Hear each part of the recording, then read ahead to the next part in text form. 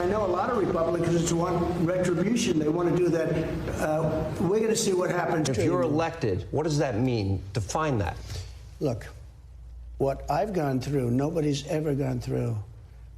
I'm a very legitimate person. I built a great business. Based on what they've done, I would have every right to go after them. If they want to follow through on this, yeah, it could certainly happen in reverse. It could certainly happen in reverse. What they've done is they've released the genie out of the box. You understand that? They've done something that nobody thought would happen. I'm a very legitimate person. How many legitimate people say that? Hi again, everybody. It's 5 o'clock in New York. He's not hiding it this time, folks. He's not saying it behind closed doors. It's not being unearthed by the brilliant investigative journalist. He's not whispering about it. He's saying it out loud, publicly, in TV interviews, that he plans to use the Justice Department to pursue and prosecute and go after, for the purpose of retribution, his perceived political enemies if he is reelected president. He has assailed judges, Democratic judges, Republican judges, anyone who holds him accountable. He has made retribution and revenge the centerpiece of his reelection campaign. And the Project 2025 agenda that was written by his former staffers and his former allies explicitly blueprints and lays out the architecture for how DOJ will be totally aligned with Trump's wishes if he's reelected. But, as a new report in Just Security points out, Trump going after his enemies is not a new feature. It's not a new instinct on his part. When he was president, he did it already, at least a dozen times by their count. Just Security lays out 12 specific instances when Trump used the Department of Justice and other levers of government power, including by directly, publicly, and/or privately pressuring officials to target his chosen political targets, including when he asked then Attorney General Jeff Sessions to unrecuse himself to investigate and prosecute Hillary Clinton, the criminal investigation and near prosecution of former FBI Deputy Director Andrew McCabe, when he urged the president of another country to simply open an investigation into his election opponent, which he was, of course, impeached over, but it didn't slow him down. Criminal investigations he directed into former FBI Director Jim Comey, and threatening the Secretary of State if he didn't overturn Trump's election defeat in the state of Georgia. Remember specifically this part of that call with Brad Raffensperger. It's more illegal for you than it is for them, because you know what they did and you're not reporting it. That's a criminal offense, and you can't let that happen.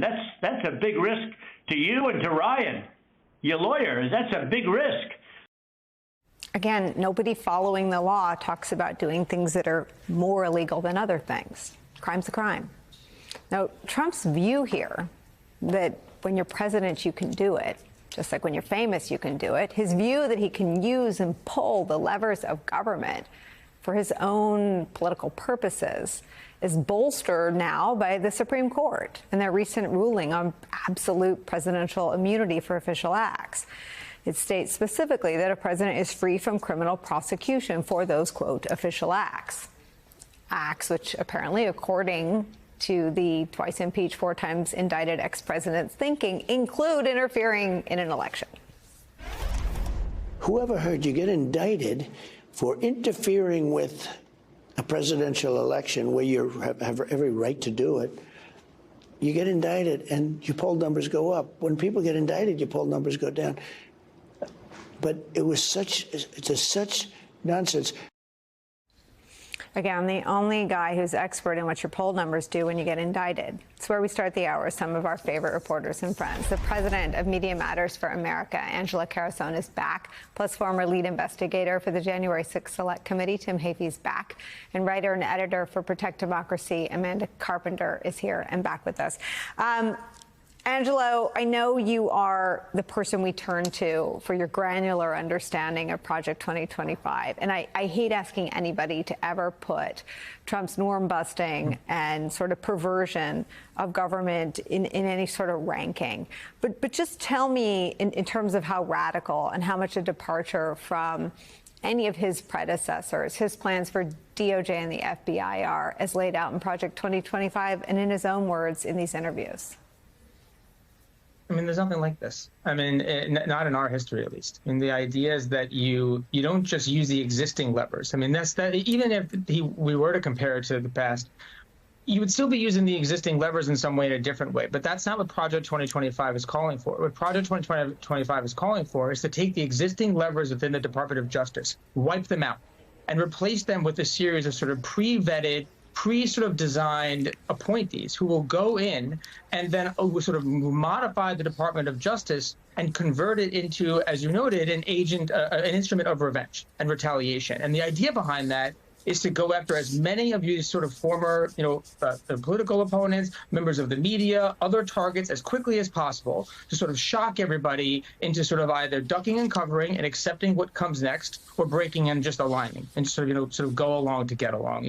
That's the difference here, is that they don't just want to use the existing levers. They want to wipe out what's there and build something new and convert it into this instrument of revenge. And the part that you noted, I'll sort of wrap on, is that one of the things that happened after that Supreme Court decision, and it's reflected in sort of the Center for Renewing America, which is one of the Project 2025 partner organizations, and it's by Russ Vought, who's a really influential part in all of this. They've described what they want to do from day one as eliminating all the post-Watergate norms. What they've said is that the president not holding his handle on the levers of the Department of Justice is not a practice that needs to be followed anymore. It never should have happened, that it was a post-Watergate norm. And the moment that Trump gets reelected, that norm goes out the window so that they can begin this process. And that's the best way that I can describe it. You can't compare it to anything in the past.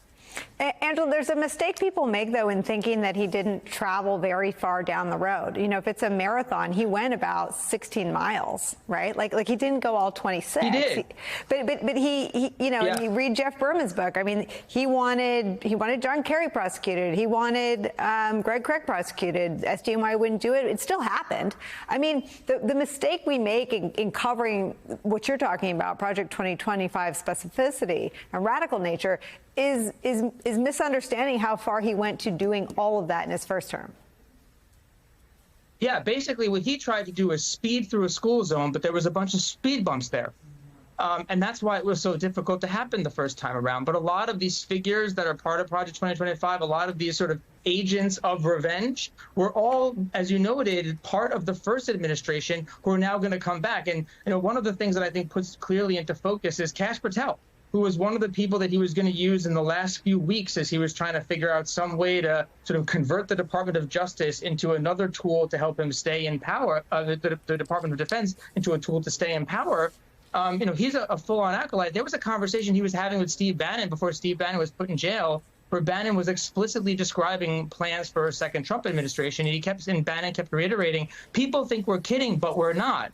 We mean what we're saying here. We are going to arrest people, prosecute people, put people in jail. We are going to eliminate all the members of the deep state. And when they say deep state, they're referring to the exact same safeguards and slowdowns that you were referring to, is that the things that they tried to implement in the first administration, those were either norms or individual members of sort of government that were acting in line with the rule of law. And what they're proposing with the second Trump administration, with Project 2025, is to get rid of those speed bumps, get rid of the individuals, eliminate all the norms that essentially protected us from them running those last few miles of that marathon the first time around. There's no going back from a second Trump administration. And Tim, Bill Barr's position in all this, I think, also gets fogged up because of his frankly calling Trump's election delusions bullshit in his tape deposition, rehabbed his image in unbelievable ways. Because the truth is, he stuck his thumb on the scale in the sentencing of a lot of Trump's allies in a way that repelled the kind of folks you used to work with at the Department of Justice. People left the cases, they left the department in an unprecedented manner. Bill Barr also demeaned line prosecutors. He likened them to preschoolers, students at a Montessori, said, why would you leave them in charge? I mean, I think what I'm trying to get at is to make sure people understand how far along this project was in Trump's term. Yeah, Nicole, 100% correct. You're exactly right about Attorney General Barr and others. who did put their finger on the scale, in contrast to long-standing Department of Justice tradition, which transcends politics, which is applied for Republican and Democratic administrations, that the White House, directing or working through the Attorney General, does not get involved in retail decisions about criminal prosecutions. Now, luckily, there are some exceptions like the ones with Attorney General Barr, but in a lot of what's reported in that Just Security article that pulls together a lot of these attempts to personally use the department as his vindictive tool, people said no. You know, Don McGahn said no, and Jeff Sessions said no. I just have no faith, as Angelo just said, that in a second Trump administration that those people will be there. The credential to get appointed to those positions will be to essentially go along with this radical change in policy that politics can and should influence the Department of Justice priorities. And I share the fear that if we ever reach that plateau, very difficult to go back.